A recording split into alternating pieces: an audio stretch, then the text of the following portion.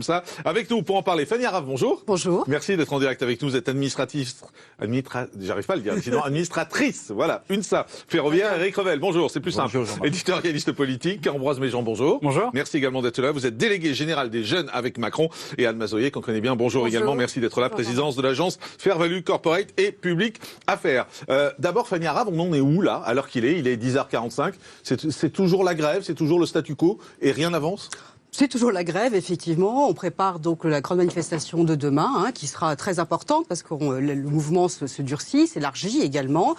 Il y a bien sûr des contacts qui sont faits avec le gouvernement, mais pour l'instant, il n'y a pas véritablement, on n'arrive pas à avancer de manière très concrète. Voilà. On n'est pas dans une avancée concrète. Je pense que tout le monde n'a pas le même niveau d'information, même au sein du gouvernement, ce qui rend compliqué le travail pour tout le monde. Pour un ministre qui n'a pas effectivement un aval et une feuille de route très très claire, ça lui est compliqué, hormis garder un contact pour garder un contact, d'avancer véritablement. Anne Mazoyer, c'est pas choquant de voir qu'il n'y a pas... Enfin, pour moi, il devrait négocier jusqu'à 3h du matin.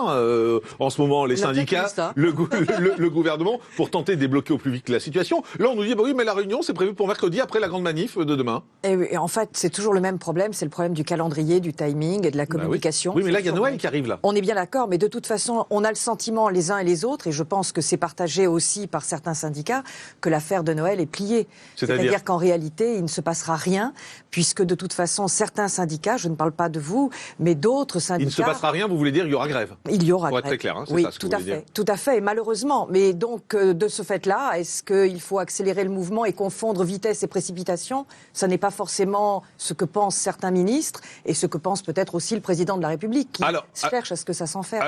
Alors, avec nous, pour en parler, Ambroise Méjean, vous êtes délégué général des jeunes avec Macron. Est-ce qu'il est temps aussi que le gouvernement trouve une issue à ce problème? Moi, je pense que le gouvernement a présenté la semaine dernière le projet de loi dans le détail. Et dans cette présentation, il y a tous les éléments qui ont été posés sur la table.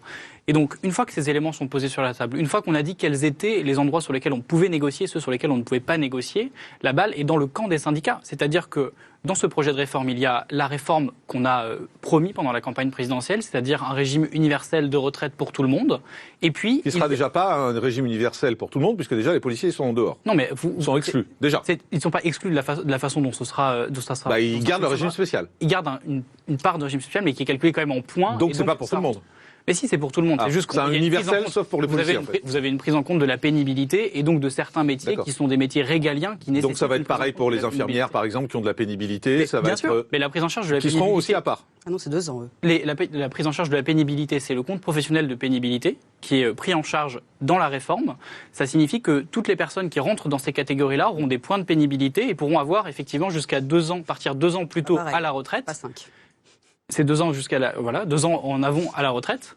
Et donc, il y a effectivement une prise en charge de la pénibilité dans cette réforme. Mais il y a aussi la question, on en est où, du fameux simulateur? Il y a eu beaucoup de fake news. Pour que chacun puisse calculer s'il est perdant ou gagnant sur cette réforme de la retraite, il faudrait que ce simulateur soit mis en place. Janvier-février, on nous l'annonce. Oui, visiblement. Mais voyez, là aussi, c'est quand même, mais c'est quand même d'une maladresse absolument incroyable. Ça manque de cohérence. Si vous voulez que les gens s'y retrouvent et ne disent pas cette réforme est confuse, alors il aurait fallu travailler ce simulateur en amont pour qu'au moment où vous annoncez les choses, on le mette en ligne, on puisse y aller. Et que chacun puisse regarder, voilà. Anne Mazoyer, vous êtes d'accord en termes de com là-dessus? Il aurait fallu le simulateur tout de suite? Il aurait fallu certainement anticiper davantage les réactions auxquelles nous faisons face actuellement. Mais au-delà de la question sociale, il y a une autre question quand même qui est fondamentale, c'est la question économique.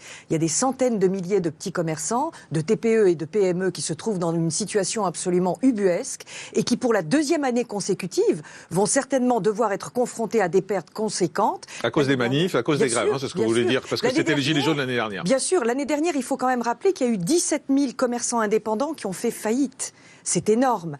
Et donc aujourd'hui, en dehors de la question qui est fondamentale et sur laquelle nous discutons tous, il y a aussi ces conséquences collatérales que nous ne devons pas oublier. Parce que la grève, c'est une chose. Noël, bien sûr, est fondamental pour des raisons psychologiques, symboliques, personnelles, etc. Mais il y a aussi cette question qui va avoir des conséquences à partir du mois de janvier. Alors, on va y revenir dans un instant.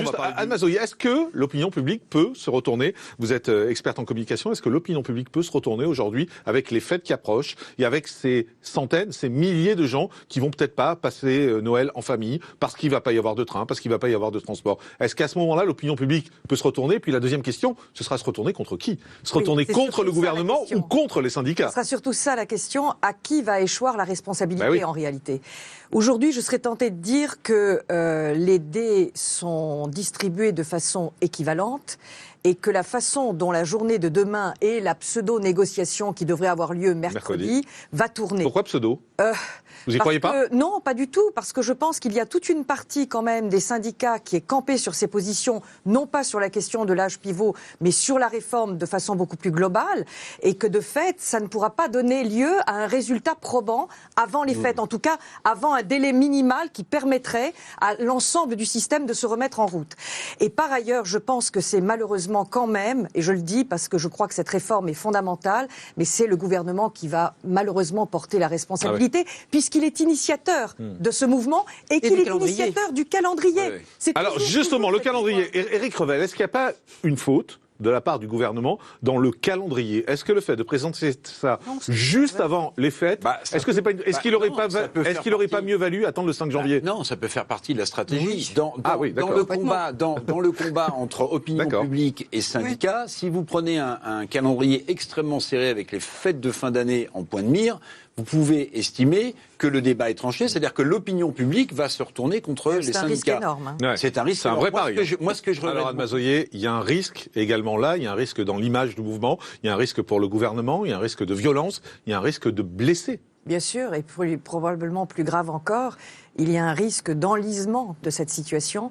Écoutez, moi j'écoutais hier soir le fait qu'il y a encore 55% de Français qui soutiennent la grève.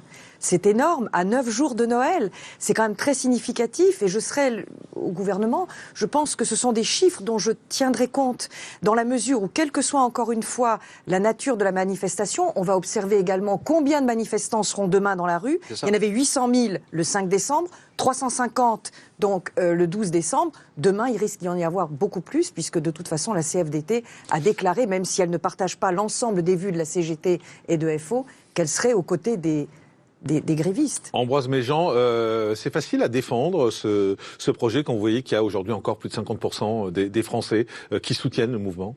Vous savez, moi je me suis lancé en politique en 2017 pour soutenir Emmanuel Macron, 2016-2017. Parce que je croyais dans le projet et dans le personnage. Et le projet, c'était un projet de mettre fin à toutes les rentes, à toutes les situations bloquantes qu'il y avait dans ce pays.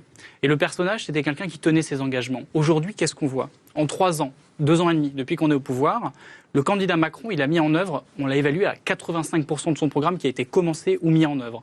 Et ça, c'est quelque chose d'essentiel. C'est de dire qu'aujourd'hui, on ne peut pas reprocher au président de la République de mettre en place une réforme qui avait été promise dans le programme présidentiel. Et la démocratie veut que, même avec 24% des voix au premier tour, le président de la République, il a la légitimité, parce qu'il a l'Assemblée nationale qui a été élue aussi en juin 2017, pour mettre en place la réforme des retraites. Et s'il ne le fait pas aujourd'hui, on nous dira demain qu'il n'a pas respecté ses engagements. Eh bien moi, je ne peux pas accepter ça. J'en ai marre un peu d'avoir dans ce pays des gouvernements qui, au bout de 2 ans, changent de politique. Regardez François Hollande, virage en 2013. François Mitterrand, virage en 83. Chirac, virage en 96. C'est pas possible, parce que après ça déquilibre. Vous avez épargné Sarkozy au passage. Politique. Non, j'épargne pas particulièrement Sarkozy, mais on va dire que la crise économique de 2008 a aussi impacté la politique qu'il a mise en œuvre.